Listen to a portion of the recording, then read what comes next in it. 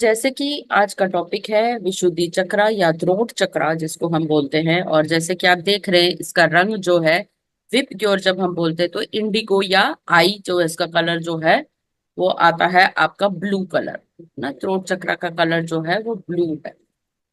तो ये कहाँ पर स्थित होता है? विशुद्धि बोलने से गले में स्थित होता है, गले के सेंटर ऑफ द नेक आप कह सकते हैं। तो जहाँ पे हमारी वाणी का स्रोत होता है ये विशुद्धि चक्र। चक्रा क्या होते हैं? चक्र एक एनर्जी पूल होता है या एनर्जी सेंटर होता है, ऊर्जा का केंद्र होता है। तो विशुद्धि चक्र का रंग जो है नीला है। और इसका जो बीज मंत्र है वो है हम। जब आप हम की आवाज करते हैं आपकी विशुद्धि चक्र जो है बहुत ही ज्यादा एनर्जाइज्ड हो जाता है और धीरे धीरे इस चक्र की एनर्जी को आप बढ़ा सकते हैं। तो इससे संबंधित कौन कौन से हमारे ऑर्गन्स हैं? वो है आपका थ्रोट, नेक, जॉ और ये थायराइड ग्रंथि जो है ये पूरी तरह इससे जुड़ी हुई है। तो यही केंद्र है हमारे वार्तालाप करने का या आपके सेल्फ एक्सप्रेशन को, जिसको हम कहते हैं फ्रीडम ऑफ स्पीच।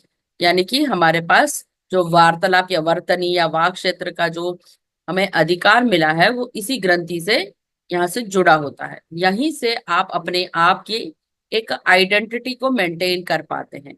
यानी कि आप कौन हैं वो आप जान पाते हैं या किसी को बता पाते हैं कि देखिए किसी ने आपसे कोई प्रश्न पूछा। प्रश्न पूछना भी इसी ग्रंथि का कार्य है और उत्तर देना भी इसी ग्रंथि का। तो आप अपना नाम बताते हैं, अपनी आइडेंटिटी बताते हैं। तो आप दुनिया को अपने बारे में जो बताते हैं उससे एक अथॉरिटी की क्रिएट होती है कि आप कौन है, स्व क्या है, ऑथेंटिसिटी। ठीक है, तो यहाँ से हमारी क्वालिटीज निकलती हैं, क्लैरिटी, कॉन्फिडेंस, क्रिएटिविटी। और आप सत्य को बोलते हैं या सत्य जब उजागर होता है, आप सत्य की परिभाषा को बताते हैं तो वो भी इसी ग्रंथि से ये होता है। अब जब ये ग्रंथि ब्लॉक हो जाती है, थ्रोट चक्र ब्लॉक हो जाता है, तो कई लोग बोल नहीं पाते, अपने आप को एक्सप्रेस नहीं कर पाते या फ्री पब्लिक स्पीकर नहीं बन पाते। उनमें कॉन्फिडेंस की कमी रहती है, उनमें इमोशनल प्रॉब्लम्स रहती हैं, ट्रॉमा रहता है, जिसके कारण उनका जो ये जो गला है उनको चोक रहता है, काफी सारे प्रॉब्लम्स वो फेस करते हैं, जैसे बार बार जुकाम होना, गले में खारिश होना या थायराइड की प्रॉब्लम होना। ये सब ब्लॉकेजेस को दिखाता है। आपको तो सभी पता है कि हम लोग क्या है, ECW, यानी कि हम एक ऊर्जा, चेतना और विजडम, एनर्जी कॉन्शियस विजडम के एक इकाई हैं। यानी कि अगर हमें सूक्ष्म लोक में देखा जाए तो हम एक ऐसी इकाई है जिसमें ऊर्जा भी है, चेतना भी है और बहुत सारा ज्ञान भी है।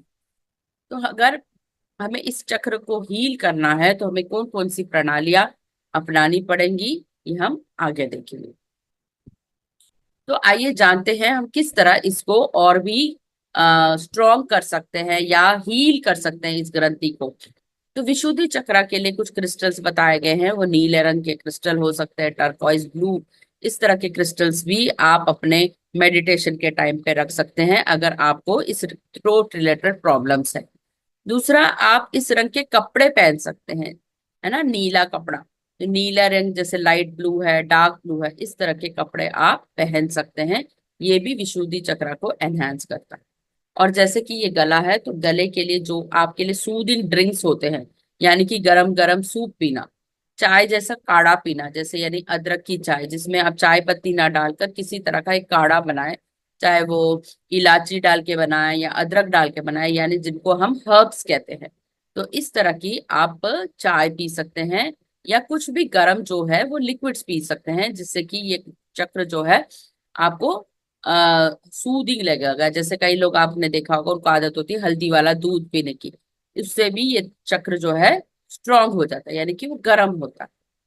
तो आइए जानते हैं कुछ योगासन, जिसको हम कहते हैं ना ये यंत्र। ये पूरा जो है हमारा नेक एरिया स्ट्रांग हो जाता है। तो मैंने जैसे जैसे इसमें दिखाए हैं इस तरह के आप योगासना कर सकते हैं, जिसमें है सिंहासन। जब हम जीभ को बाहर निकालते हैं और एक सिंह की पोजीशन बना लेते हैं तो ये हमारे वोकल कॉर्ड को एक्टिवेट करता है। जो भी संगीतकार होते हैं इस तरह के चीजों को प्रैक्टिस करते हैं। कैट काउ पोजीशन, जैसे कि ये बिल्ली जैसे देखना और आप अपनी सांसों को निर्धारित करते हैं तो भी आपका neck and throat area strong हो जाता है। कोबरा पोजीशन, जिसमें आप गर्दन को लंबा करते हैं। या हल की पोजीशन, ये जो है पोजीशन, ये हल वाली पोजीशन भी हल आसन भी है। जिससे कि आपका थ्रोट और नेक एकदम स्ट्रांग हो जाता है। अब आप एक डायरी पेन निकाल लीजिए, जिसके पास भी है। आपको मैं 2 मिनट का समय देती हूँ, मैं कुछ प्रश्न बताती हूँ, इनके उत्तर आप लिखना शुरू कर दीजिए। तो इस ग्रंथ से रिलेटेड यानी कि थ्रोट चक्रा से रिलेटेड आपके क्वेश्चन हो सकते हैं, जिसके बारे में आप आगे चलकर ध्यान में पूछ सकते हैं, या आप इनमें से किसी चीज को भी रेजोनेट करते हैं, ये कोई प्रश्न आपके जीवन से भी जुड़े हो सकते हैं, जिससे आप अपने आप को बेहतर जान सकते हैं। ठीक है, तो ये आप लिख, मैं जैसे जैसे हिंदी का अनुवाद करती हूँ आप उसके उत्तर लिखते जाइए। तो पहला प्रश्न है, जब हम वाणी का उपयोग करते हैं, क्या आपने अपने जीवन में कुछ ऐसे अपशब्द कभी किसी को कहे हैं? तो वो शब्द जब भी आपने कहे हैं तो वो आपके जीवन पे क्या प्रभाव पड़ा है? Have you ever spoken words that hurt or harm someone? आपने कभी कुछ भी ऐसा अपशब्द किसी को कहे हैं जिसके कारण उनके जीवन में प्रभाव पड़ा है? तो वो कौन से ऐसे इंसिडेंट्स हैं जब आपको याद आते हैं तो वो आप लिख सकते हैं। सिर्फ इंसिडेंट का नाम लिखिए, या वो शब्दों के नाम लिख सकते हैं जिनके कारण आपने कहे हैं, या आपने कोई गाली गलौज या ऐसे रॉन्ग वर्ड्स का यूज किया है तो उन वर्ड्स के बारे में या उस इंसिडेंट के बारे में लिख सकते हैं। और फिर जब ये लिखते हैं तो आपको कैसा अनुभव हुआ, उसके बाद आपको आत्मग्लानि हुई या आपको कोई पछतावा नहीं हुआ ये कहने पे, तो ये आपको लिखना है कि किस तरह आपको फील हुआ। और जब आपको एहसास हो गया कि हाँ जो मैंने किया है वो गलत किया है, तो क्या अब आप तैयार हैं इस रिपेयर को, डैमेज को भरने के लिए या उससे उभरने के लिए? तो ये 3 प्रश्न बहुत ही मुख्य हैं जब भी आप अपने आप को जानते हैं कि मैंने कोई जीवन में ऐसे अपशब्द कहे हैं, उनका मेरे पे क्या प्रभाव पड़ा है या उस रिश्ते में क्या प्रभाव पड़ा है उस शब्दों को कहने से। दूसरा टॉपिक आता है गॉसिप एंड रूमर। इन दोनों में क्या अंतर है? जब हम बहुत सारे लोगों के बीच में बातें करते हैं तो हम एक थर्ड व्यक्ति को लेकर उसके बारे में बुराई करते हैं। जैसे एक उदाहरण के तौर पर मैं अपनी सहेलियों के साथ खड़ी हूँ और मैं अपनी सास की बुराई करूँ, है ना, तो वो कहलाता है गॉसिप।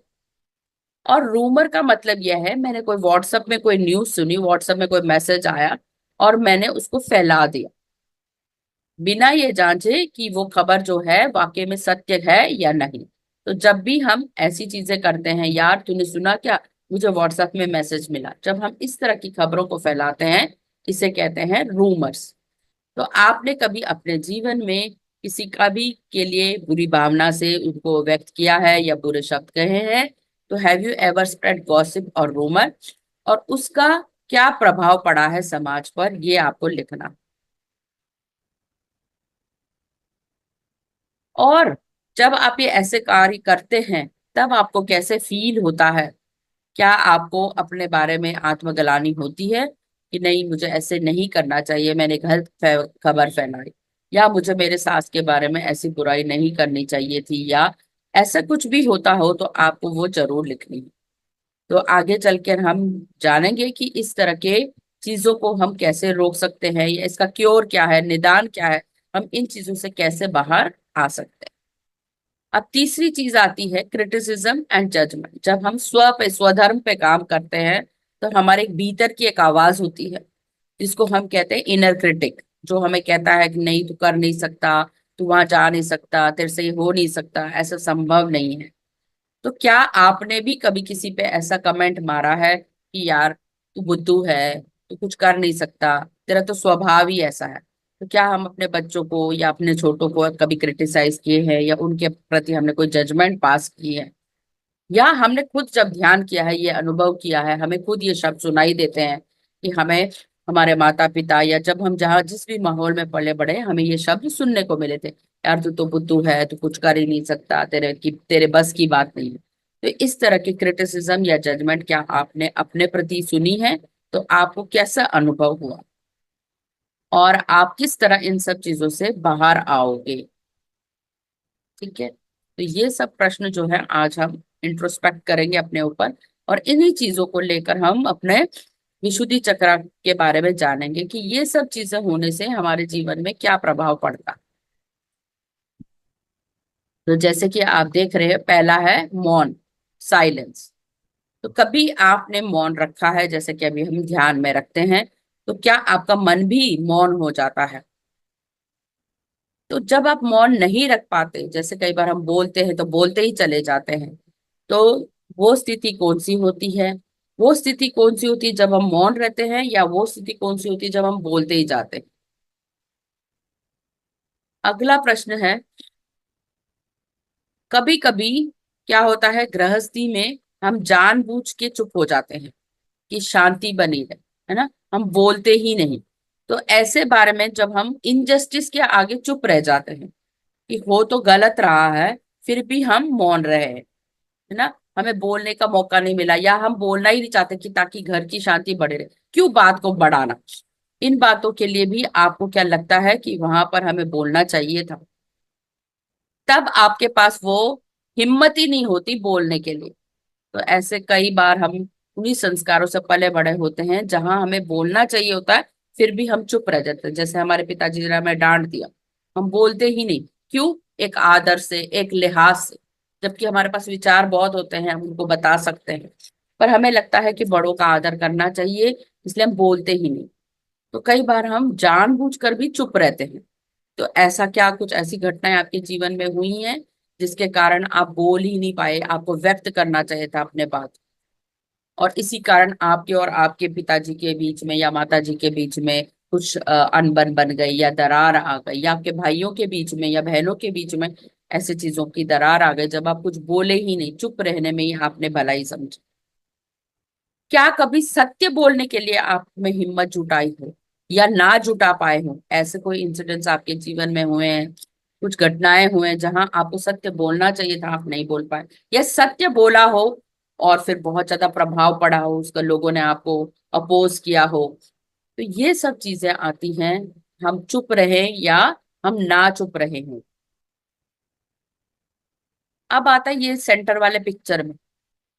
जीवन में कई बार ऐसा होता है, मुझे स्टेज पर खड़ा कर दी जाए और मैं नर्वस हो जाऊं, मैं बोल ही नहीं सकूं, या मुझे कोई किसी ने कोई कार्य किया है, मैं बहुत आलसी हूँ, मुझे, मैं अपनी प्रवृत्ति को जानता हूँ और मैं बार बार मेरे अंदर से आ रहा है कि तू नहीं कर सकता, या तू कर सकता है, तेरे में अंदर हिम्मत है पर तू करना नहीं चाहता। क्या इस तरह के सेल्फ टॉक आपके बीच में चलती है, आपके मन में चलती है? इस तरह के भी घटनाएं आप लिख सकते हैं। फिर कुछ बार, कई बार होता है हमको कार्य करते हैं, मैंने गलती कर दी, ठीक है ना, बचपन में जैसे है, हमने चाय पी रहे थे, हमने ग्लास तोड़ दिया और हमने माँ को नहीं बता दी, उस बात को छुपा दिया। हमने मिस्टेक तो की, पर बताया नहीं, एक्सेप्ट नहीं किया कि हाँ मैंने मिस्टेक की। कई बार हम अपने बच्चों से लड़ाई करते हैं और सत्य नहीं बोलते, और कहते नहीं मैंने किया ही नहीं, तो क्या कर लेगा? तो जब हम उस तरह का आर्ग्यूमेंट करते हैं, तो क्या हम वहां पर भी अपने बच्चों से बोल पाते हैं, नहीं नहीं तू ही ठीक है, हाँ मैं अपनी गलती एक्सेप्ट करती हूँ, हाँ मैंने ऐसे किया है? तो कई बार ऐसे भी इंसिडेंट होता है कि हम अपने छोटों के आगे भी सत्य नहीं बोल पाते, या अपने मिस्टेक को एक्सेप्ट नहीं कर पाते। कई बार लगता है हमारे अंदर वो क्वालिटीज ही नहीं है ना, जैसे I am not good enough, कई बार होता है, यार वो तो कितना अच्छा कपड़े पहनती है, अपने आप को कितना अच्छा प्रेजेंटेबल करती है, तो यार शायद ऐसा फील होता हो कि नहीं, मैं तो वैसा बन ही नहीं सकती उसके जैसे, मेरे अंदर तो वो क्षमता ही नहीं। कितनी बार ऐसा हुआ है आपके साथ जब आपको लगा हो नहीं नहीं मेरे अंदर वो क्षमता ही नहीं है? तो जब क्वेश्चन आंसर का टाइम आएगा ना, तो इन सब प्रश्नों में आपने कुछ लिखा हो या आप कुछ शेयर करना चाहते हो। और सबसे बड़ी बात, हम बचपन से हमारी कंडीशनिंग ऐसे होती है कि हम खुद को ही हेट करते रहते हैं, अपने आप से ही नफरत करते रहते हैं। कितनी बार ऐसा हुआ है बचपन से, जैसे हम पले बड़े हूँ, तू सावली है, तू काली है, इस तरह के हमने वाक्य सुने हो, इसी कंडीशनिंग से हम बड़े हों कि हम तो सुंदर है ही नहीं, तो मुझे लगता है कि कोई मुझसे प्यार ही नहीं करता, या मेरी जरूरत किसी को है ही नहीं। कितनी बार तो माताओं को और गृहिणियों को लगता है कि एक जीवन में एक अकेलापन सा आ गया है, हम सारा दिन सिर्फ घर का काम ही करते हैं, कोई हमें वैल्यू ही नहीं करता, ना हमारे पति हमारे बारे में पूछते हैं या बच्चे। तो कई बार हमें लगता है कि कोई तो हमें प्यार ही नहीं करता, कोई हमें वैल्यू ही नहीं करता, मेरा तो अस्तित्व ही क्या है? इस तरह के सवाल आपके मन में उठते हैं। तो ये बहुत ही इंपॉर्टेंट क्वेश्चंस है, जो इमोशनल ट्रॉमा को दर्शाते हैं कि कितना अंदर हमने छुपा रखा है और हमने व्यक्त ही नहीं किया अपने गले से, है ना। तो तीसरा है, आपको क्या करना है, जैसे अभी आप जो कर रहे हैं, एक किताब लेकर आपको जर्नलिंग करनी है। उस समय के बारे में लिखना है जब आपको बहुत ज्यादा इन शब्दों से चोट मिली हो, और आपने इन एक्सपीरियंस से क्या लर्न किया, अपने अपने अनुभवों के बारे में लिखना है। किस तरह आपको गॉसिप और रूमर ने इफेक्ट किया, या आपने बनाए हुए गॉसिप से आप छोड़ दिए। जब मैं ध्यान करने आई तो सबसे पहले मैंने क्या किया, समझौता किया सबसे पहले कि मैं ये सब चीजें ना जो है अड़ोसी पड़ोसी से मिलना बातें करना यहाँ पर रहूंगी नहीं, क्योंकि मैं अगर वहां रहूंगी तो गॉसिप होगी। तो मैंने उन जगहों से ही अपने आप को अंदर कर लिया, ठीक है ना, छोड़ दिया, वो माहौल को ही छोड़ दिया। तो सबसे पहले मैंने गॉसिप करना छोड़ा। और अगर बातें भी करती थी तो मैं जनरल बातें करती थी, अच्छा आज मौसम कैसे है, आप कैसे हैं, इसी तरह के जनरल क्वेश्चन। ना तो अपने घर के बारे में बताना, घर के लोगों के बारे में बताना, ना किसी की बुराई करना, है ना। और दूसरा मैंने क्या किया, सत्य बोलना शुरू किया, कि मुझे ना अपने आप से दोगलापन नहीं रखना, कि मैं बाहर कुछ हूँ और अंदर कुछ हूँ, है ना। जैसे मैं अपने पति से भी लड़ती हूँ तो मैं लोगों को बोलती हूँ हाँ मैं अपने पति से लड़ती हूँ, कि मैं सत्य बोलती हूँ। कोई मुझे ये बोले ना, हाँ तुम जोर से बोलती हूँ, हाँ मैं एक्सेप्ट करती हूँ, हाँ मैं जोर से बोलती हूँ। तो मैं अपने आप को मतलब इन एंड आउट कुछ दो पर्सनालिटीज में नहीं दिखाती। आप जैसे मुझे आज देख रहे हैं वैसे मैं बाहर भी वैसे ही हूँ। तो चाहे लोग मुझे बोले बहुत मुंह फट है या आउटस्पोकन है, उससे मुझे फर्क नहीं पड़ता, क्योंकि मैंने अपने आप को एक्सेप्ट कर लिया कि मैं ऐसे हूं तो मैं ऐसे ही हूँ। ये बहुत इंपॉर्टेंट है। जब आप अपने अंदर ही एक रूपता नहीं लेके आए ना, तो द्वंद्व युद्ध चलता रहेगा अंदर। क्योंकि सत्य बोलना ही हमारे इस विशुद्धि चक्र का बहुत बड़ा, ये कहते हैं शस्त्र है, वेपन। कहते हैं ना जो आपके पास शस्त्र है वो है क्या, सत्य बोलना। इसलिए कहा जाता है सत्यमेव जयते। तो जब आप सत्य बोलने लग जाते हैं ना, तो आपके अंदर की जो असली पर्सनालिटी है, आप कौन है, वो उजागर होती है। नहीं तो जब तक आप सत्य नहीं बोले, क्योंकि ध्यान में हम क्या कर रहे हैं, सत्य की खोज ही तो कर रहे हैं। जब तक आप सत्य की खोज करके सत्य बोलना नहीं सीखेंगे, तो ये विशुद्धि चक्र जो है ब्लॉक्ड रहेगा। तो पावर कहाँ से आएगी आपको, आपका शस्त्र क्या है, सत्य बोलना। तो इस तरह के क्वेश्चंस आपको बहुत ज्यादा इंपॉर्टेंट है। कितना आसान था सत्य बोलना, है ना। और जब मैंने बोला तो मेरे पर क्या प्रभाव पड़ा। क्या ये मुश्किल था कार्य जो मैंने अभी आपको दिए, ये दो जो क्वेश्चन आंसर थे, क्या ये मुश्किल थे आपके लिए, कि आप अपने ही बारे में नहीं लिख पा रहे थे, या बहुत आसान था लिखना, है ना। और इसको करके मुझे कितना सुकून मिला, है ना। How are you doing it, कैसे आप कर रहे हो, उसको मिल लिख कर आपको बहुत सुकून मिला। ये आपको बताने की जरूरत नहीं है किसी और को, ये आपका खुद का इंट्रोस्पेक्शन है, कि आप अपने बारे में कितना जान रहे हैं। आपके शरीर के अंदर कितनी एक रूपता आ रही है, हार्मनी जिसको हम बोलते हैं ना। क्योंकि शरीर के अंदर ही पार्ट्स कॉन्फ्लिक्ट में है, तो कहाँ से हार्मनी आएगी। तो ये सब चीजों को आपको लिखना है, कि मैं कल से बेहतर कैसे हो सकता हूँ, और आज जो मैंने लिखा इन अनुभवों से मैंने क्या सीखा, और किन मुद्दों पे मुझे काम करने की जरूरत है। क्या मुझे अपने सेल्फ टॉक पर काम करने की जरूरत है, या अंदर का जो जज है उसके ऊपर काम करने की जरूरत है, या रूमर्स और गॉसिप को मुझे अवॉइड करना चाहिए, या उन घटनाओं में मुझे फिर से काम करने, जिस रिश्तों में मेरी दरार पड़ी है, क्या मैं उनको संजो के दोबारा उनके साथ प्रेम मित्रता कर सकता हूँ। तो किस तरह मैं अपनी इस वाक क्षेत्र का या इस थ्रोट चक्र का यूटिलाइजेशन करूंगा फ्यूचर में, मुझे ये देखने की जरूरत है। तो आप अपने वाक क्षेत्र का यानी कि अपनी वाणी का किस तरह उपयोग करते हैं, ये आज आपका चिंतन मनन का क्वेश्चन है। तो भगवान ने आपको बहुत वरदान दिए हैं। आप सुबह से शाम तक इसमें सकर्म यानी कि पॉजिटिव और नेगेटिव दोनों तरह से इसका यूज कर सकते हैं। पॉजिटिव वे में कैसे, आप अपनी वाणी से भाषण दे सकते हैं, नंबर एक। आप इस वाणी से मंत्रों का उच्चारण कर सकते हैं, है ना। प्रेम बरसा सकते हैं, ऐसे ऐसी वाणी बोलिए कि सभी लोग आपके साथ मंत्र मुग्ध हो सके। तो कंपैशन, प्रेम की वाणी बोल सकते हैं, है ना। तो ये वाणी, जैसे आपने सुबह सुबह देखा होगा जब हम रेडियो लगाते हैं, तो रेडियो जॉकी क्या बोलता है, तो गुड मॉर्निंग एवरीबॉडी, आप सभी का स्वागत है। तो एक आत्मीयता बनाता है। तो ये आपकी पावर है। आप इससे स्पीच दे सकते हैं, गाना दे सकते हैं, कुछ मंत्र उच्चारण दे सकते हैं, भाषण दे सकते हैं, प्रेम की भाषा को बोल सकते हैं।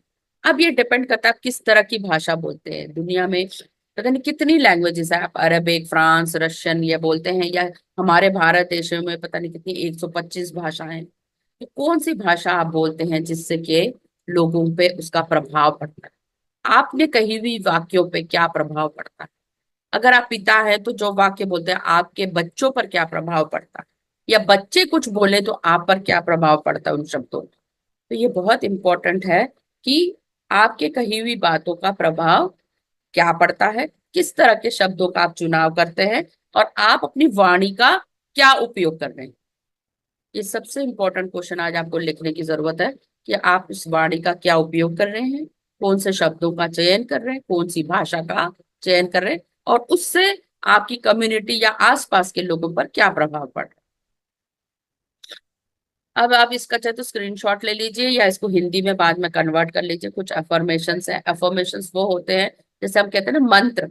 जब हम कृष्ण जी का ओम कृष्णाय नमः या गणेश जी का ओम गणेशाय नमः, उन मंत्रों को चांट करते हैं तो हमारे अंदर की शुद्धि होती है, या ओम नमः शिवाय का जाप करते हैं। तो ये हमारे हिंदू संस्कृति में पहले से ही है, जिनको अब इंग्लिश लोग इनको अफर्मेशंस कहते हैं, यानी कि वो आपके अवचेतन में जाके बैठ जाता है कि मेरी जो आवाज है बहुत ही साफ है, कॉन्फिडेंट है, और लोगों पे प्रभाव डालने वाली मेरी एक भाषा है।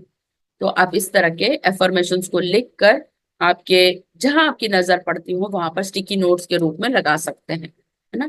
मेरे शब्द जो है प्रेम को फैला रहे हैं, या मेरे शब्द सकारात्मक है, माई वर्ड्स आर पॉजिटिव। इस तरह के आप एफर्मेशंस लिख सकते हैं। मैं जब भी बोलती हूँ तो मैं काइंडनेस को स्प्रेड करती हूँ, है ना, और मेरे अंदर सद्भावना है, मैं सभी को एक दृष्टि से देखती हूँ। इस तरह के आप डाल सकते हैं। अब जैसे मेरे को जुकाम हो गया तो मेरी आवाज आपको बिल्कुल ही अलग लग रही होगी। जब जुकाम नहीं होगा तो एक वॉइस में एक स्वीटनेस होती है ना, मिठास होती है। या अगर मैं थोड़ा सा गुस्से से बोलूं, आप कैसे हैं, तो आपको एक फोर्सनेस सुनाई देगी।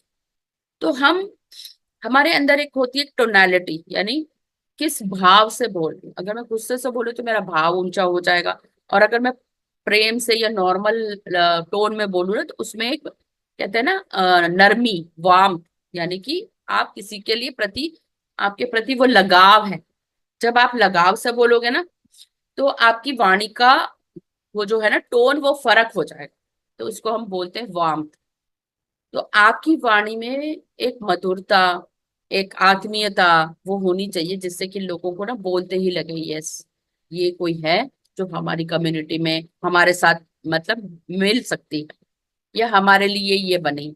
तो कई बार आपने सुना होगा ना, हर एक के प्रवचन आपको अच्छे नहीं लगेंगे, कुछ कुछ गुरुजों के प्रवचन बहुत अच्छे लगते हैं।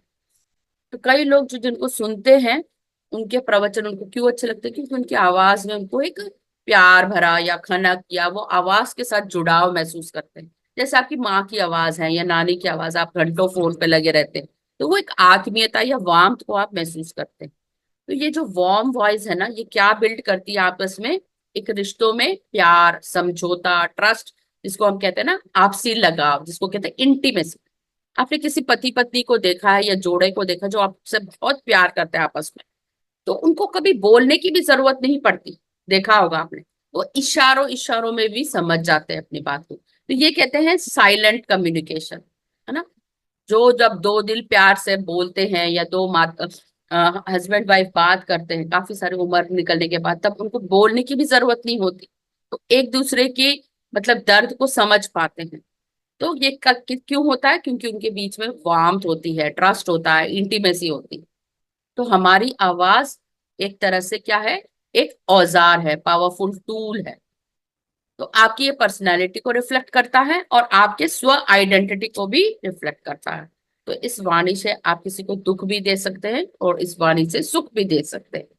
तो आपकी आवाज आपके मन का भी कारक है और आपके शरीर का भी कारक है। इससे आप कॉन्फिडेंस बिल्ड भी करते हो और कॉन्फिडेंस को बढ़ा भी सकते हो किसी को। आपने देखा होगा ना, टीचर जब पढ़ाती है तो अपने स्टूडेंट के कॉन्फिडेंस को बढ़ाती है। तो इस तरह आप अपनी कॉन्फिडेंस को बढ़ा भी सकते हैं। तो अब आते हैं इस चक्र से रिलेटेड हमारे पास कौन कौन सी डिजीज है। बहुत सारी डिजीज है, जैसे कि सबसे पहले सर्दी जुकाम, है ना, खांसी होना, खराश होना, ये बाद में धीरे धीरे जाके टॉन्सिलाइटिस या लारेंजाइटिस जैसे चीजों में बदल जाता है। गले की सूजन आना, है ना, इसमें फोड़े फुंसी होना, जैसे आप कहते हैं ना टॉन्सल्स में बढ़ जाती है आपकी। इसी तरह हमारे ये ना शोल्डर्स में भी पेन होना या जॉ में पेन होना, जबड़े में दर्द होना, तो ये सारे जो डिसऑर्डर्स हैं इसी ग्रंथि से जुड़े हुए हैं, थ्रोट चक्र से। मोस्ट कॉमन जैसे आजकल की डेज में देखा जाए तो थायराइड, क्योंकि यहाँ पर आप यहाँ पे देखते हैं थायराइड ग्लैंड। तो कई लोगों को इसमें दो तरह के थायराइड होते हैं, हाइपोथायराइड होता है, एक हाइपर थायराइड होता है ना, जिसमें एक में वो बहुत मोटे होते चले जाते हैं, एक में वो बहुत पतले होते चले जाते हैं, है ना। तो दोनों में बहुत फर्क होता है ना। बाकी इमोशनल चीजें क्या क्या इस वॉइस से रिलेटेड है। एक है आप बोल ही नहीं पाते, आपको बहुत ज्यादा डर है, फियर ऑफ पब्लिक स्पीकिंग जिसको हम कहते हैं। कई लोगों को अपने इमोशंस को एक्सप्रेस करना, जैसे मैंने कहा था ना, कई गृहिणियां होती है शांति बनाए रखने के लिए बात ही नहीं करती, तो अपने आप को एक्सप्रेस ही नहीं कर पाती, जैसे सास ससुर के सामने पर्दा करना, बोलना ही नहीं। इनको कम्युनिकेशन की प्रॉब्लम रहती है बचपन से। कुछ लोगों को अपने आप को ही एक्सप्रेस नहीं कर पाते, जैसे किसी को कहना, अभी किसी का हैंड रेस कर दूं मैं और कहो चलिए फीडबैक दीजिए, तो मुश्किल से एक वाक्य ही वो बोल पाए। तो यहाँ पे फ्रीडम ऑफ एक्सप्रेशन, बोल ही नहीं पाते, उनमें बहुत ज्यादा एंजाइटी या स्ट्रेस रहता है। एक मिनट दीजिए मुझे।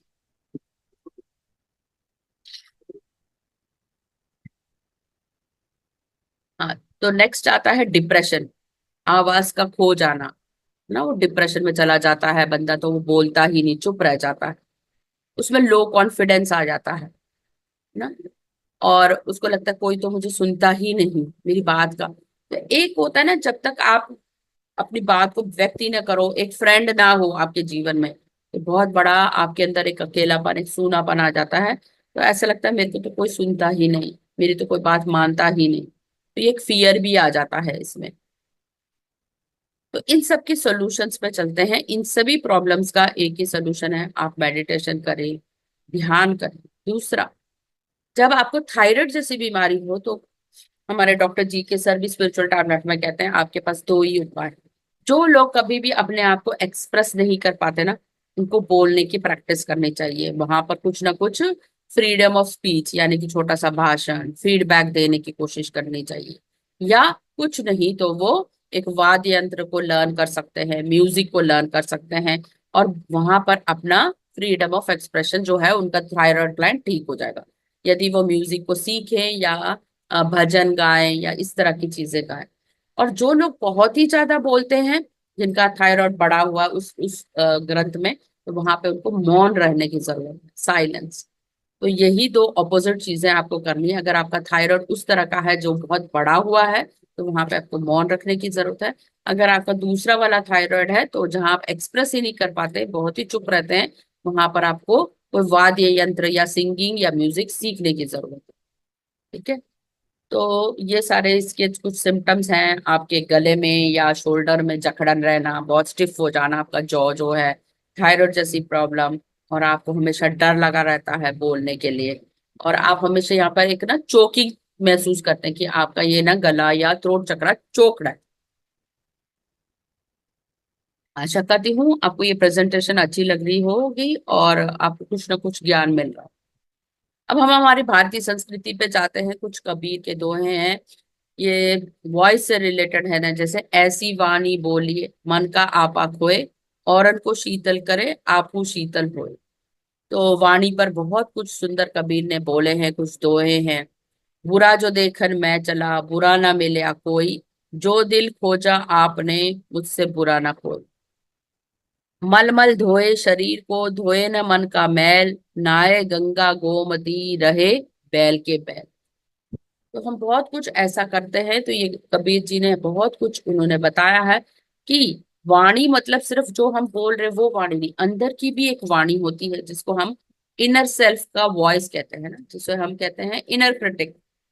जब आप ध्यान में करते हैं, जो आवाज आपको सुनाई देती है वो किस चीज की आवाज है, आपकी आत्मा की जो आवाज होती है, उसी को हम इनर वॉइस करते हैं। वही आपको हमेशा सत्य मार्ग पर चलाती है।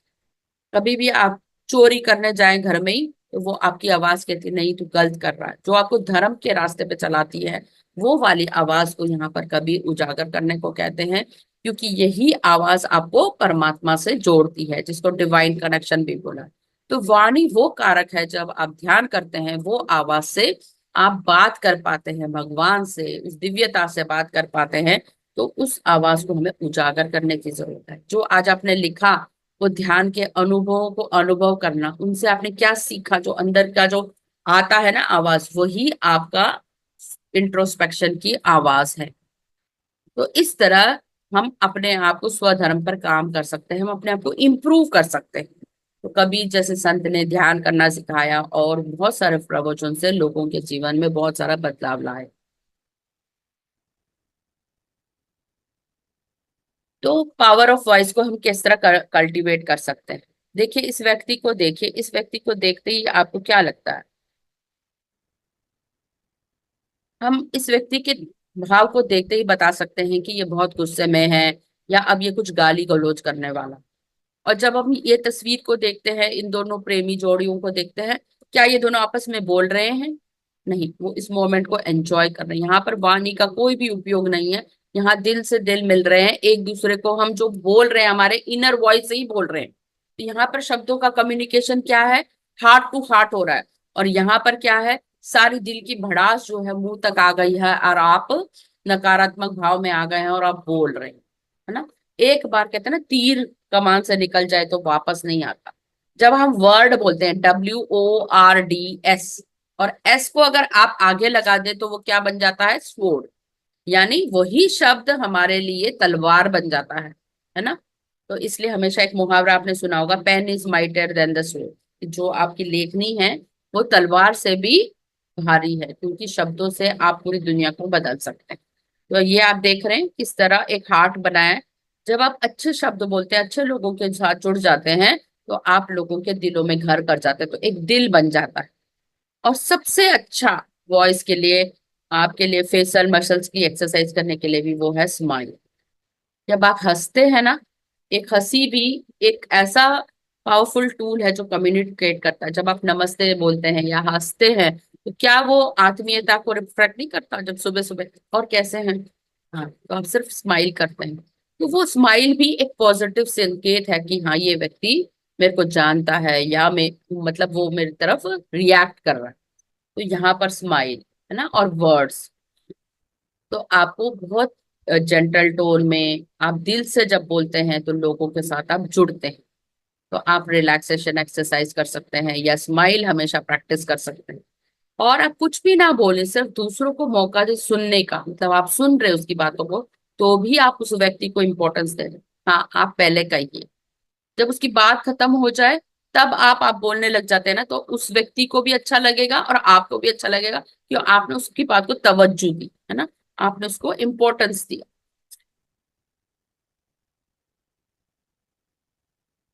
ये कुछ मुहावरे हैं, चाहे तो आप स्क्रीनशॉट ले सकते हैं।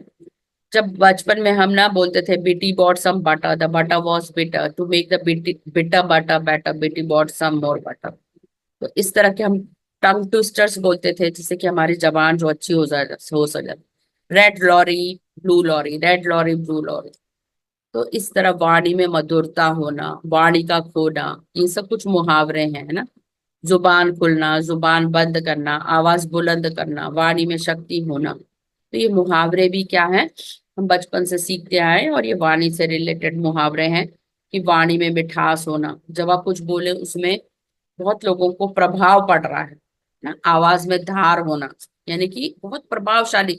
आपने इंदिरा गांधी के भाषण सुने होंगे, रानी लक्ष्मीबाई के भाषण सुने होंगे। तो भाषणों में क्या हो जाता है? आप मंत्र मुग्ध हो जाते हैं, आपके अंदर एक नई चेतना, नई ऊर्जा का संचारण होता है।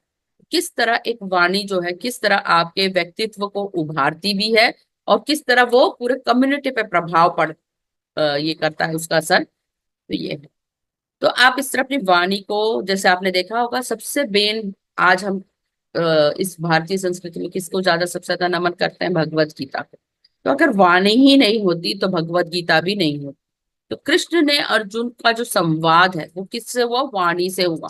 तो पूरी की पूरी गीता उन्होंने सुनाई ना, संस्कृत भाषा में सुनाई।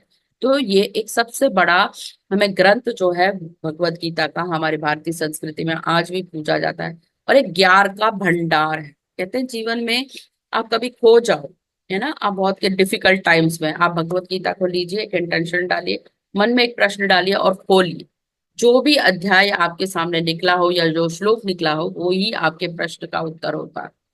तो भगवत गीता से भी आप बहुत सारे प्रश्नों के उत्तर को निकाल सकते हैं कि इस समय मुझे क्या करना चाहिए। अगर भगवान श्री कृष्ण मेरे जीवन में होते तो वो मुझे क्या उपदेश दे रहे होते। तो इस तरह भगवत गीता का कोई भी चैप्टर निकाल के अपने प्रश्नों का उत्तर निकाल सकते हैं। और जैसे कि मैंने कहा, जब आज से ही आप संकल्प करें कि आप हमेशा सत्य बोलेंगे, तो सत्यमेव जयते, बेस्ट वेपन सत्यमेव जयते, है ना। और जैसे ये है लिंक, एक मिनट मुझे बीच में-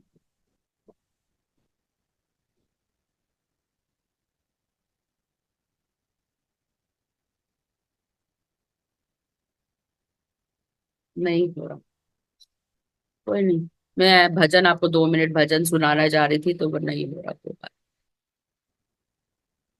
तो आप भजन सुन सकते हैं, हरे रामा फिर गा हरे के कृष्णा। सुना दो मैम। हाँ, हाँ मैं गा ही के सुना। गा के सुना दो। हाँ, हरे रामा हरे कृष्णा इस तरह के भजन होते हैं, या रिंगटोन आप लगाते हैं ना, ओम नमः शिवाय, या बहुत सारे अच्छे अच्छे रिंगटोन आ रहे हैं। तो आप रिंगटोन लगा के भी म्यूजिक को सुन सकते हैं। तो म्यूजिक सुनने से क्या हो जाता है, एकदम चेहरे पर हंसी आ जाती है, एक फ्रेशनेस को लेके आता है। तो म्यूजिक या मंत्र चांटिंग, जब हम मंत्रों को भी लगाते हैं तो हमें बहुत अच्छा सुकून मिलता है। ठीक है, तो मंत्रों की शक्ति, वॉइस, भजनों की शक्ति, कोई आता हो तो बाद में 2 लाइन का भजन भी गा सकता है। ठीक है, तो अब हम इन सब चीजों से हीलिंग कैसे करें, है ना। तो आप मेडिटेशन तो करते ही है, नंबर 1। एक बुक आती है क्रिएटिव विजुअलाइजेशन बाय शक्ति गोयल, जिसमें हम बैठ के विजुअलाइज करते हैं कि मेरा भविष्य कैसे होगा। तो इस तरह भी आप करके ना एक विजुलाइज कर सकते हैं कि मैं एक स्टेज पे बोल रहा हूँ, मेरे बातों से लोगों पे प्रभाव पड़ रहा है, मेरी तरह आप इस तरह प्रेजेंटेशन दे रहे हैं। तो ये भी आप कर सकते हैं। कुछ योगा पोजेस मैंने आपको दिखाए थे, कुछ आप प्राणायाम भी कर सकते हैं। और जैसे मैंने शुरू में आपको दिखाए थे कि उस तरह के कपड़े पहन सकते हैं नीले, क्रिस्टल्स रख सकते हैं।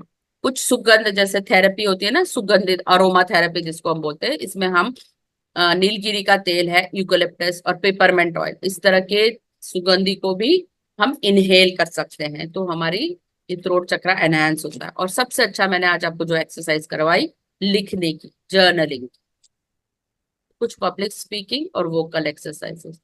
सबसे बेस्ट वोकल एक्सरसाइज कौन सी है पता है? ओम की चांटिंग करना। जब हम ओम बोलते हैं या हम मंत्र की चांटिंग करते हैं, 21 बार आप बोलते हैं, कहते हैं 72 नस नाड़ियां इस मंत्र से प्रभावित हो जाती हैं। इसीलिए इसे यूनिवर्सल मंत्र भी कहा गया, ओम। और किस तरह बोलना होता है? आपने GOD, गॉड देखा होगा, गॉड का मतलब होता है जनरेटर, ऑपरेटर, डिस्ट्रॉयर। जब आप आ करते हैं तो आपकी नाभि से आवाज आती है, आ। और जब आप मुंह को थोड़ा सा गोल करते हैं ना, ओ, तो आ से ओ में बदल जाता है, यानी कि ब्रह्मा को आपने जागृत किया। और जब आप ओ बोलते हैं तो विष्णु भगवान, यानी कि मेंटेनेंस। और जब आप मो बोलते हैं तो शिव भगवान की स्तुति करते हैं, म। हम्म, तो इस तरह इस तरह भी उच्चारण करते हैं। कुछ लोग सिर्फ ओम ही बोलते हैं। तो ये ओम जो है 3 लेटर से बना है, आ, उ और म। इस तरह की भी आप चांटिंग कर सकते हैं। इससे भी आपकी ये ग्रंथि स्ट्रांग होती है। या आप हम मंत्र की भी चांटिंग करते हैं। हम मंत्र को भी ना लंबा खींचना है, हम नहीं बोलना, हाँ। एक अंदर गुंजन होना चाहिए। जब भी आप ये बीज मंत्र की चांटिंग करें, उसकी वाइब्रेशंस जो है पूरे शरीर में आपको उसका प्रभाव आना चाहिए। अगर आप नॉर्मल हम बोलेंगे तो नहीं होगा। तो ह को लंबा कीजिए, तब जाके वो पूरी की पूरी वाइब्रेशंस आपके शरीर में महसूस हो, है ना। और आप ये भी विजुअलाइज कर सकते हैं कि एक नीला प्रकाश जो है इस थ्रोट चक्रा के अराउंड है, या उसमें नीले रंग को आप भर रहे हैं, और इस तरह आप विजुअलाइज भी कर सकते हैं, है ना। और आपकी जितनी भी शरीर में जितनी भी टेंशन इस ग्रंथि से जुड़ी है वो सब खत्म हो रही है। इस तरह अपने वॉल्यूम को भी आप इंक्रीज कर सकते हैं, यानी हम मंत्र की जितनी ज्यादा आप वॉल्यूम को बढ़ाएंगे, है ना, तो उतनी ज्यादा आपकी हीलिंग हो रही है। तो आप ये भी देख सकते हैं कौन सी वॉइस मुझको सूदिंग लग रही है, क्या मैं हम बहुत ऊंची आवाज में बोलूं तो अच्छा लग रहा है, या थोड़ी धीमी आवाज में बोलूं तो अच्छा लग रहा है। तो इस एक्सरसाइज को आप 5 या 10 मिनट भी करके अपने रोज तोड़ चक्रा को बैलेंस कर सकते हैं। जब आप चक्रा बैलेंसिंग की एक्सरसाइज करते हैं तो इस मंत्र की चांटिंग करके अपने आप को बैलेंस करते हैं। इससे हमारे काफी सारे इमोशंस रिलीज होते हैं और हमारे अंदर क्रिएटिविटी की जागृति होती है। तो अब मैं आपको एक ऐसी कहानी सुनाऊंगी जो विशुद्धि चक्र से ऐसे रिलेटेड है। और ये कहानी है अकीरा की। अकीरा एक लड़की होती है। उसको ना भगवान ने एक वरदान दिया होता है बचपन से, जो उसकी आवाज होती है बहुत ही मिठास होती है। उसको दूर दूर से लोग ना बचपन से सुनने आए होते हैं। वो एक पहाड़ी में एक बहुत सिंपल से विलेज में रहती है।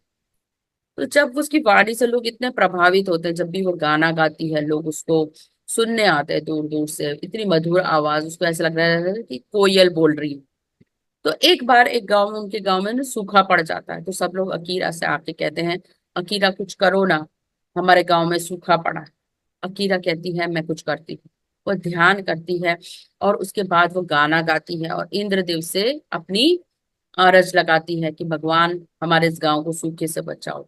जब वो अपनी आवाज से, दिव्यता से भगवान का आह्वान करती है तो उनके गांव में बरसात होती है, जैसे कि आप इस चित्र में देख रहे हैं। तो वहां की सूखापन जो है वो सारा मिट जाता है। तो इसके बाद से वो इतनी फेमस हो जाती है कि दूर दूर से लोग उससे मिलने आती हैं। और वो जो भी बोलती है वो वाक्य जो है ब्रह्म वाक्य या सत्य वाक्य हो जाता है। और कई बार जब उससे दूर दूर से राजा महाराजा भी मिलने आते हैं, उसको लेके जाते हैं अपने सिटी में या अपने राज्य में, और फिर वो दो देशों के बीच में संधि कराती है। तो एक बार एक साधु महात्मा उनके गांव में आते हैं और अकीरा से मिलते हैं। उनको बताते हैं कि अकीरा, जो तुम्हें ये मिला है इसका ना कभी भी दुरुपयोग मत करो, मिसयूज मत करना। मुझे मालूम है तुम्हारे इन शब्दों से तुम भगवान का भी आह्वान कर सकती हो, बरसात ला सकती हो। इन शब्दों से तुम दो देशों के बीच में संधि भी करा सकती हो, परंतु कभी भी इसका मिस यूज ना करें। वॉइस का ये तुम्हारे लिए बहुत बड़ा वरदान है, इसका हमेशा आभार प्रकट करो और इसको वाइजली यूज करो। उस दिन के बाद अकीरा इस चीज का वो जान पाती है कि क्या होता है वरदान और क्या होता है अभिशाप। और वो हमेशा अपने शब्दों का चयन है ना तोल मोल के करती है, हमेशा सकारात्मक शब्दों का चयन करती है, और ताकि वो इसका प्रभाव सब पर डाले। तो इस तरह लोगों के दिलों में वो बदलाव लाती है अपनी वाणी से और लोगों को प्रभावित करती है। तो इस तरह आपको भी अकीरा बनना है, ताकि आप भी अपने दिव्यता को दूर दूर तक फैलाएं। आपकी वाणी में इतनी शक्ति हो कि आप किसी की भी देश का या किसी के भी दिलों के बीच में दरारों को भर सके। बचपन में हम एक गाना बहुत अच्छा गाते थे कि we shall overcome, we shall overcome, I do believe that we shall overcome one day। इसका हिंदी रूपांतर आपको सभी को पता है, हम होंगे कामयाब, हम होंगे कामयाब एक दिन। मन में है विश्वास, पूरा है विश्वास कि हम होंगे कामयाब एक दिन। होगी शांति चारों ओर, होगी शांति चारों ओर, होगी शांति चारों ओर एक दिन। मन में है विश्वास, पूरा है विश्वास, होगी शांति चारों ओर एक दिन। और उसके बाद आप लास्ट में ये कभी ना भूलें, ग्रैटिट्यूड। तो मैं कई बार कितने लोगों को थैंक्स देना भूल जाती हूँ। कुछ भी मेरे से त्रुटि हुई हो तो क्षमा कर दीजिए। आपको अगर प्रेजेंटेशन में कुछ भी अच्छा लगा हो तो जरूर बताइए, कुछ भी अच्छा ना लगा हो वो भी बताइए। तो मैं सभी ध्यानियों का, इस मन से जुड़े हुए सभी मास्टर्स का बहुत बहुत थैंक यू करती हूँ कि आपने मुझे एक अपॉर्चुनिटी दी। और ये विशुद्धि चक्र पे मैं रिसर्च कर चाहे, मुझे भी नहीं पता था इस थ्रोट चक्र में इतने सारे गहन रहस्य छुपे हैं। और जब मैंने इसको लिखना शुरू किया इस प्रेजेंटेशन फॉर्म में, तो मुझे ऐसा लगा इसमें तो इतना खजाना भरा है कि और भी चीजें इसमें हम जोड़ सकते हैं। क्योंकि फिर भी समय का अभाव है, मैंने अपने ज्ञान को इतना ही सीमित करने की कोशिश की। तो thank you, thank you, thank you, gratitude. तो ग्रैटिट्यूड एक ऐसा चीज है, जब आप इसका बीज डालते हैं तो ये आपको भर के फल जरूर देता है। तो हमेशा आभार की स्थिति में, जब भी सुबह उठे आभार की स्थिति में रहें। अपने माता पिता को धन्यवाद दें, अपने गुरु जी को धन्यवाद दें, क्योंकि माता पिता हैं तो ही आप हैं। भले उन्होंने 100 गलतियां की हों, उन्होंने आपको पाल पोस कर यहाँ तक लेके आए हैं, उसका कोटि कोटि धन्यवाद। इस दिव्यता का धन्यवाद जो आपके भीतर है, क्योंकि यही आपके वाणी का कारक है। आप इस दिव्यता को दूर दूर तक फैला रहे हैं। जब ध्यान ही होता है, एक दूसरे से जुड़ाव होना, ध्यान करना, यही हमारी स्ट्रेंथ है ना। हम अपने इनर वॉइस को जान पाते हैं, इसको इंट्रोस्पेक्ट करके हम रोज बेहतर बनने की कोशिश करते हैं। तो थैंक यू। ये था विशुद्धि चक्रा का ज्ञान। और आपको कैसा लगा, आप अपना फीडबैक को शेयर कर सकते हैं। तो thank you very much. Thank you ma'am, बहुत सुंदर जानकारी दी है आपने। Thank thank you. You ma'am, बहुत ही अच्छी इतनी जानकारी दी है। बहुत ही थैंक यू अच्छा मैम, लगा सुन थैंक के। यू। तो आपने बहुत ही जिन अच्छा। जिन प्रश्नों को बहुत लिखा, आभारी थोड़ा है सा मैम मुझे आपकी। उसके बारे में चाहिए। और कोई एक कविता या कोई एक गाना जो गा सकता हो तो गाइए, मेरी मैम तो। मेरा एक क्वेश्चन, मैडम मेरा एक क्वेश्चन है। बोलिए। मैम जैसे मैं ना किंडरगार्टन स्कूल एक रन करती हूँ, तो मैं देखती हूँ कि 4-4 साल के बच्चे आते हैं मेरे पास। वो बोल ही नहीं पाते मैम। यानी कभी मेंटली इफेक्ट है कि विशुद्धि चक्रा यानी उनका चक्रा डेवलप नहीं है। क्या हम उन बच्चों के लिए कुछ कर सकते हैं क्या मैम? हाँ, आप कहानियां सुना सकते हैं, इसी तरह की सेल्फ कॉन्फिडेंस की कहानी, म्यूजिक बजा सकते हैं आप, नर्सरी राइम्स कर सकते हैं। तो जरूरी नहीं है कि हर बच्चा जो है ना 3 साल या 3.5 साल पे बोलने लग जाए।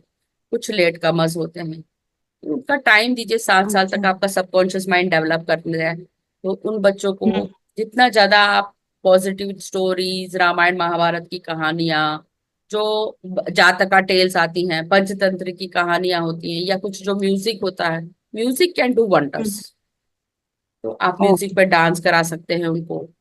बहुत सारे हीलिंग फ्रीक्वेंसी के म्यूजिक आते हैं, इंस्ट्रूमेंटल म्यूजिक आ सकते हैं, है ना। तो कई पर्टिकुलर लोग इसी के। इशारों में भी आप सिखा सकते हैं। हम्म। और इस जनरेशन के बच्चे ना या तो बहुत ही ज्यादा ओवर एक्टिव हैं, 2000 बॉर्न वाले बच्चे, हम्म। जिसको हम ADHD कहते हैं, या ऑटिज्म यानी कि थोड़े से मेंटली रिटार्डेड बच्चे भी होते हैं। Yes yes. तो हम्म। ये इस सदी का वरदान है, ठीक है ना, 2000 वाले ज्यादातर बच्चे, क्योंकि उनका ना चंद्रमा ही बहुत ही ज्यादा प्रभावित है। आप देखिए ना, नंबर 2 मन का कारक हम्म। होता है। तो इस सेंचुरी में 1 और 9 तो गायब ही हैं, यानी कि आपका करेज मंगल वो है ही नहीं, 9 नंबर। और एक जो है हम्म। सूर्य है, तो दोनों एक दूसरे को स्ट्रेंथ दे रहे होते हैं ना। तो 2000 वाले बच्चों हम्म। में आप ये जनरली ये पाएंगे, या तो वो बहुत ही, जैसे कहते हैं ना, बहुत ही एक्स्ट्रा ऑर्डिनरी बुद्धिमान। जैसे आपने देखेंगे छोटे छोटे बच्चे पूरी गीता बोल रहे होते हैं, आजकल जो एक आते हैं ना नन्हे से बालक, वो पूरी गीता सुना रहे होते हैं, जैसे कौटिल्य जैसे हम्म। बच्चे होंगे। या कुछ बच्चे एकदम ही बिल्कुल ना स्लो लर्नर्स आप कह सकते हो, या मंद बुद्धि वाले। तो आपको वाइड हम्म। कैटेगरी मिलेगी, बीच के लोग आपको बहुत कम मिलेंगे इस जनरेशन में। और जो ओके। 2011 वाले होंगे तो उनमें तो एक तो आ ही रहा है, तो सूर्य तो उनका वैसे भी उच्च रहेगा। तो कुछ, ओके। तो आपको ये तो मतलब भगवान की भी वो है कि कब उनका एक्टिवेट हो जाए थ्रोट चक्र, कब वो बोलने लग जाए। पर हमें जैसे प्रयास ये जो नहीं चक्रा छोड़ना का मंत्र, चाहिए। हाँ हमें जो चक्रा प्रयास का नहीं। मंत्र है, जो चक्रा का मंत्र है, अगर अपन वो भी घर में लगा करके रखे तो वो यस, पॉजिटिवली इफेक्ट करेगा उनको। यस, यस, है यस। ना? ओम की क्योंकि चांटिंग मुझे उनको करवाएं। देख के, हाँ, आप मुझे उनको प्रार्थना देख के करवाएं अच्छा ना नहीं लगता है। बच्चों को, ओम की चांटिंग हाँ। करवाएं वहीं पर। तो वो ओम बोलने ओके लग ओके। जाएंगे ना, तो अपने आप ही परिवर्तन आने लगेगा। ओके। ओम की चांटिंग ओ, करवाइए, बहुत फर्क पड़ता है। Thank you ma'am, thank you so my much. Pleasure. And कौन वेरी भजन नाइस सुनाएगा, दो इन्फॉर्मेशन। लाइन, 2 लाइन भजन। कौन सुनाएगा मैं आपके सुनाती हूँ ग्रुप में? मैम, मैं सुनाती हूँ आपको भजन। हाँ, सुनाइए। आ भज मन राम चरण सुखदाई, भजो रे मन राम चरण सुखदाई। जिन चरणन की चरण पादुका, भरत रयो लालाई। जिन चरणन की चरण पादुका, भरत रयो लालाई। सोही चरणन के वट धोई लीने, तब हरि नाम चढ़ाए। तब हरि नाव चढ़ाई, भज मन राम चरण सुखदाई।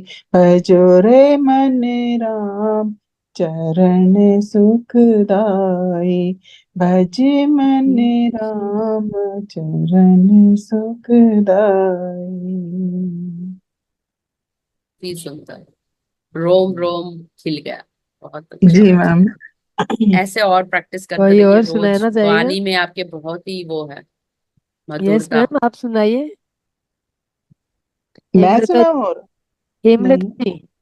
मैं किसी और को बोल रही है, हेमलता जी। जी। हेमलता जी, आपने आज ही बोला था कि मुझे भजन गाना बहुत अच्छा लगता है। नहीं, मुझे भजन पे नृत्य करना बहुत अच्छा लगता है, उसमें मुझे बहुत आनंद आता है नृत्य भजन करना सुन अच्छा। के। ठीक है, हाँ। किसने हैंड रेज किया है मुझे तो बताइए मास्टर। हनी हनी। हानि जी बोलिए। जी मैम, मैं सुना रही हूँ एक भजन। जी जी वीडियो सुनाइए। ऑन करेंगे 1 मिनट के लिए, आपकी मधुर शक्ल हाँ भी देख बिल्कुल पाएंगे बिल्कुल हम। मैम, बिल्कुल मैम। Just a moment. या यहाँ पर थोड़ा सा आपको लाइटिंग का थोड़ा सा लगेगा। ठीक है, इट्स ओके। चलेगा? कोई बात। स्टार्ट करती हूँ मैं। सीताराम सीताराम सीताराम कहिए, कहीं जब विधि कहीं राम रखे राम कहीं विधि रखिए। सीताराम सीताराम सीताराम कहिए, जाहि विधि राखे राम ताहि विधि रहिए। मुख में हो राम नाम, राम सेवा हाथ में, तू अकेला नहीं प्यारे, राम तेरे साथ में। मुख में हो राम नाम, राम सेवा हाथ में, तू अकेला नहीं प्यारे, राम तेरे साथ में। सीताराम सीताराम सीताराम कहिए, जाहि विधि राखे राम ताहि विधि रही। जिंदगी की डोर सौंप हाथ दीनानाथ के, जिंदगी की डोर सौंप हाथ दीनानाथ के, तू अकेला नहीं प्यारे, राम तेरे साथ में। तू अकेला नहीं प्यारे, राम तेरे साथ में। दुख आता छोड़ शुभ काम करते रहिए, जाहि विधि राखे राम ताहि विधि रहिए। जाहि विधि राखे राम ताहि विधि रहिए। सीताराम सीताराम सीताराम कहिए, जाहि विधि राखे राम ताहि विधि रहिए। Thank you ma'am. बहुत सुंदर, कितने अच्छा भाव है कि जब अभी जीवन में आपको कुछ भी समझ में नहीं आए समुद्र की धार में, तो भगवान को पाइए, सरेंडर कर दीजिए, है ना। सरेंडर करिए, तभी तो भगवान आपके साथ आए। कभी भी अपने आप को अकेला मत समझिए मझधार में। और क्या कहा लास्ट में भगवान ने, सेवा करो, है ना। दूसरों के दिलों को अच्छे कार्य करो, अच्छे कर्म करो। तो जब भजन का गाते हैं, उसके भाव को भी महसूस करो और उसको इम्प्लीमेंट करो।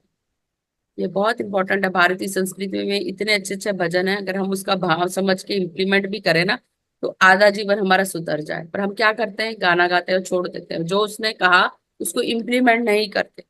कितनी बार हम हताश हो जाते हैं, निराश हो जाते हैं, तो क्या हम भगवान को याद करते हैं कि भगवान तो मेरे साथ है ना, और मेरे जीवन में वो बहुत ही ज्यादा चमत्कार करने। तो करके देखिए, मैं तो करती हूँ हमेशा।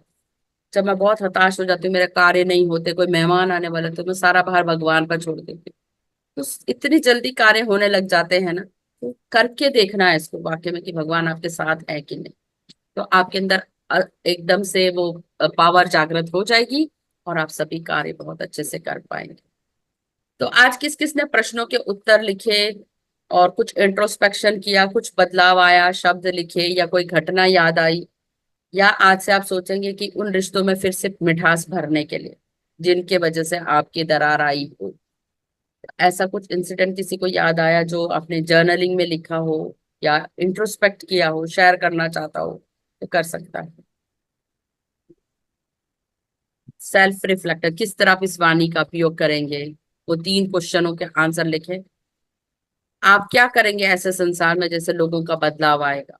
क्या आप स्पीच बोलेंगे, भजन गाएंगे? किस तरह अपने वाणी से लोगों के दिलों में प्रभाव लाएंगे? आज आपको ये चिंतन मनन करना था, तो किया आप लोगों ने?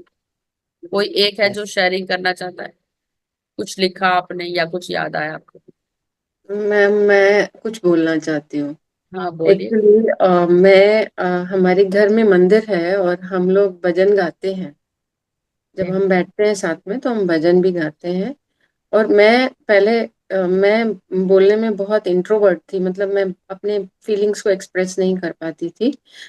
बट जब से मैंने भजन गाना स्टार्ट किया, जब से मेरी वॉइस में थोड़ा इम्प्रूवमेंट हुआ, सो मैं अपने आप को एक्सप्रेस कर पाती हूँ। पहले वेरी ऐसा नहीं था मेरे साथ। पहले मैं बहुत लो कॉन्फिडेंट फील करती थी और अभी ऐसा नहीं है। अभी मैं आराम से बोल लेती हूँ। अगर कोई मुझे किसी विषय पर बोलने के लिए कह दे और मैं उसके बारे में थोड़ा सा पढ़ लूँ, तो फिर मैं आराम से उसको एक्सप्रेस भी कर लेती हूँ ये वेरी चीज गुड। आपको अपनी पीठ थपथपाने चाहिए। Thank you.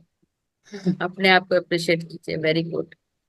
आपके अंदर इतना बदलाव आया कि आप कल यहाँ से थी, आज एक और पायदान आपने चढ़ लिया। Very good. यही तो चीजें हैं, हमें अपने आप में जो जब ध्यान करने लग जाते हैं ये जागरूक हो जाता है। और कोई कुछ शेयर करना चाहता है?